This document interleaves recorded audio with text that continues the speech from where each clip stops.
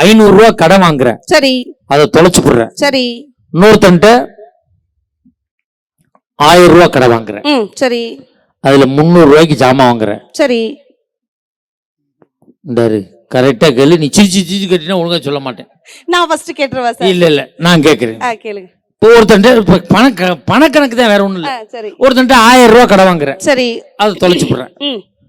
இன்னொருத்தன்ட்ட 500 ரூபாய் கடன் வாங்குறேன், சரி, அதுல 300 ரூபாய்க்கு ஜாமான் வாங்குறேன். சரி. மிச்சம் எவ்வளவு இருக்கும்? 200. 1000 ரூபாய் கடன் வாங்கினவன்ட்டு 100 ரூபாய் கொடுத்துறேன். சரி. 500 ரூபாய் கடன் வாங்கினவன்ட்டு 100 ரூபாய் கொடுத்துறேன். சரி. இப்ப 1000 ரூபாய் கடன் வாங்கினவனுக்கு நீ எவ்வளவு கொடுக்கணும்? 900 ரூபாய். 500 ரூபாய் கடன் வாங்கினவனுக்கு எவ்வளவு கொடுக்கணும்? 400 ரூபாய். 900 400 எவ்வளவு?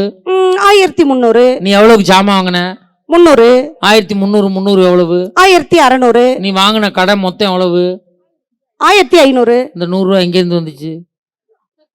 ஒழுங்கா சொல்லு, மரியாதையா சொல்லு. நான் கணக்குல குழப்பம் பண்ணவாலும் இல்ல,